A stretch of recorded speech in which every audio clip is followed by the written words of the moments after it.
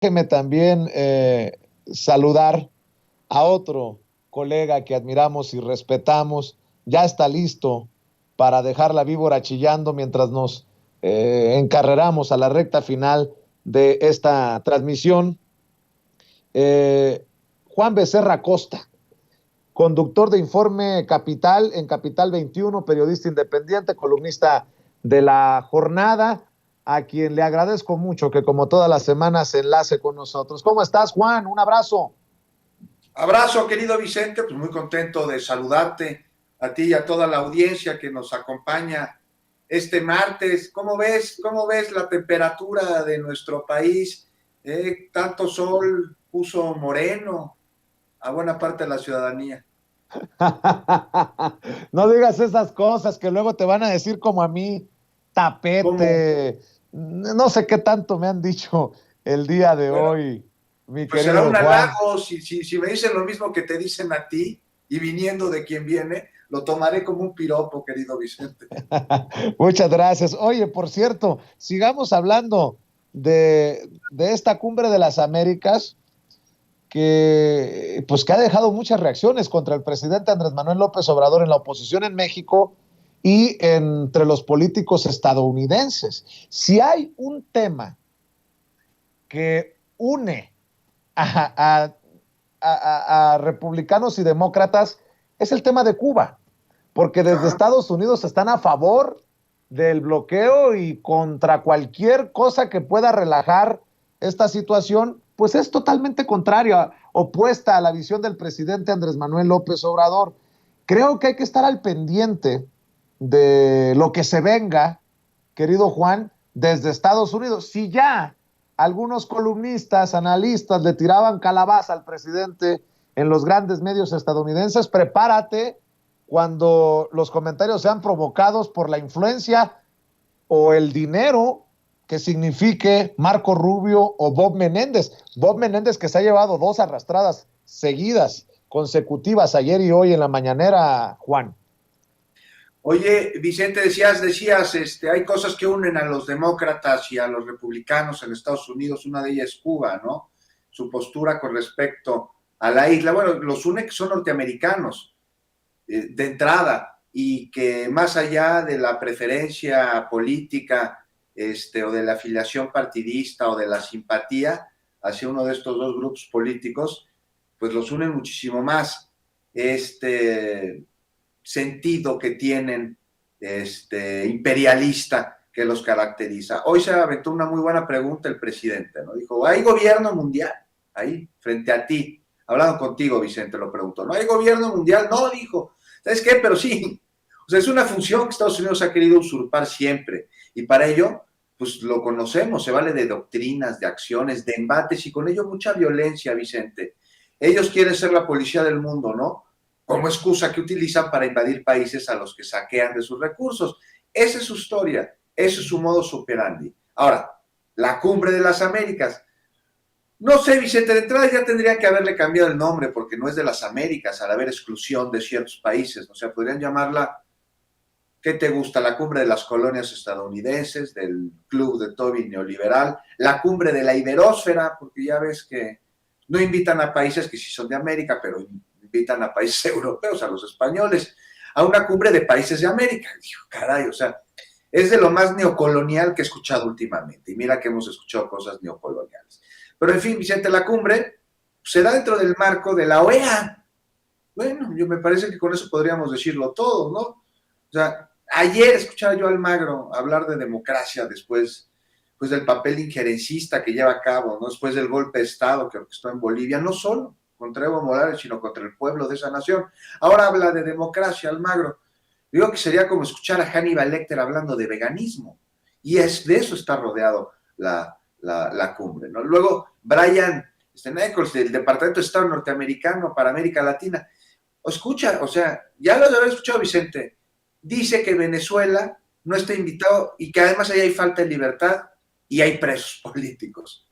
Presos políticos, se atreve a decir Nichols, este hombre que representa a un país que ha encarcelado, o sea, no solo a Julian Assange o a Leonard Peltier, un activista nativo americano que lleva casi 50 años detenido, a pesar de ser inocente ha promovido el movimiento indígena estadounidense y sus territorios. O sea, muchísimas personas más son presos políticos en esta nación, a las que además ni siquiera vacunan contra el COVID. O sea, presos políticos reclama el país que administra la base de Guantánamo. Un país que tiene, escúchate este dato, Vicente, al menos el 5% de la población mundial y al mismo tiempo a una cuarta parte de los presos en el mundo. No hay país que tenga más presos que los Estados Unidos y ocultan que tienen presos políticos o intentan hacerlo porque eso pues les mancha la imagen de una nación que se vende como líder de la libertad y de la democracia y que incluso cuando se les pregunta pues, ¿por qué tienen tantas armas, no tantos misiles, tantos portaaviones, tantos soldados? ¿Qué responden? Ah, pues que son justo para garantizar esa democracia y libertad y algo que dicen que exportan al mundo. Y pues sí, ¿no? Utilizan ayuda humanitaria como eufemismo para referirse a la invasión de países. Son ellos los que no invitan a Venezuela, por ejemplo, a la cumbre de las Américas.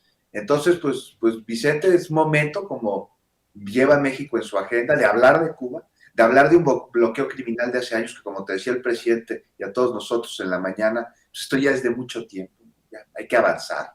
No es posible que en la actualidad se siga manteniendo esto, pero también el de crear una organización paralela a la OEA o que incluso que la supla para que realmente haya representatividad y convocatoria a todos los países de la región para crecer juntos en un mundo cada vez más globalizado. Para que vean que ha permeado la visión del presidente Andrés Manuel López Obrador, te informo que Gabriel Boric, el presidente de Chile, ha afirmado hoy, en el marco de la Cumbre de las Américas, que fue un error haber excluido a Cuba, Nicaragua y Venezuela. Nadie se va a salvar por sí mismo, dice Boric. Esto hace eco de lo que ha estado señalando el presidente Andrés Manuel López Obrador. Concuerda con el presidente de México. La exclusión de países de la Cumbre de las Américas no es el camino. Por cierto, entre otras noticias, anunció Marcelo Ebrard, quien representará a México, el canciller Marcelo Ebrard, que en el marco de la Cumbre de las Américas, México buscará implementar el programa de becas para jóvenes en Los Ángeles, allá en Estados Unidos, y que México pedirá levantar nuevamente, oficialmente, el bloqueo a Cuba. De las noticias que surgen precisamente desde Los Ángeles, Juan. Te digo o sea, ¿qué tal los agoreros hace unas semanas diciendo que era la peor decisión del mundo el que el presidente de México no asistiera a la cumbre y que esto iba a significar una ruptura con el gobierno de los Estados Unidos y que iba a dañar la relación bilateral? De entrada, de ninguna manera. Y al contrario, ha sido bastante positiva porque crea un sentido de cohesión en toda la región. Les cuesta mucho trabajo, Vicente, entender que México es el hermano mayor de la patria grande, que por primera vez se ve representada a través de un líder que justo es nuestro presidente. Pues ahí están las noticias que estamos revisando. Y ¿por qué no, para cerrar, antes de invitar a la gente para que te lea, te sintonice, te escuche, dame tu opinión de esta reflexión que a mí me sorprendió? Yo pensé que me iba a dar una reflexión, pero no tan extensa y tan intensa el presidente, que se convirtió no solamente en una clase de historia para muchos en la oposición, sino para una importante cátedra para esta oposición moralmente derrotada y perdida. Esa oposición que dice, por lo menos no nos ganaron 6 de 6. Fue una derrota para Morena lo del domingo. El presidente habla de que es precisamente la alianza PRI-PAN la que está llevando a la debacle al PRI ahora, y en un descuido el PRI le jalará el pie rumbo al abismo al PAN. El presidente habla de la descomposición de los partidos por no tomar en cuenta al pueblo. Y creo que las dirigencias de los partidos, como la de Marco Cortés y la de Alito Moreno, le dan la razón al presidente, mi querido Juan. Sin duda le dan la razón. Pues es la debacle de estos grupos políticos que han todos los partidos, los han usurpado. Mira, el PRI, el PAN e incluso el añico que queda del PRD, hay que darle una revisada a cuáles son sus bases fundacionales para darnos cuenta de que son una cosa totalmente distinta a lo que sus impulsores pues intentaron hacer con la consolidación de estas fuerzas políticas que pues hoy son realmente pues, un grupo prácticamente delincuencial coludido entre sí. Dice el presidente que están muy lejos del pueblo, ¿no? Palabras más, palabras menos. Pues sí, realmente nunca lo han estado, nunca han estado ellos cerca del pueblo, no conoce cuáles son sus sentires y sus pensares en la cotidianeidad, se acercan a ellos durante campaña, desde lejecitos le prometen lo que sus asesores les dicen que necesitan en primera instancia para no volverlos a voltear, jamás después de los resultados en las elecciones. Y como no tienen proyecto y se presentó desde antes de 2018, pero triunfó en 2018, un proyecto de nación que atiende a las necesidades de la población y que ve hacia adelante y que construye las herramientas para que haya desarrollo, una serie de tantas cosas que necesita el país y de las que se ha visto arrebatado durante tantas décadas. Pues por supuesto que la población jala con este proyecto. Primero le dio el voto en 2018, pero una vez que le dio el voto, pues ya no es lo mismo 3 años después, por ejemplo. Ahora lo que le da es el sentido de que es un proyecto que tiene que continuar porque es válido, porque es confiable y porque atiende lo que dijo que iba a atender desde un principio con resultados y también con muchísimos retos.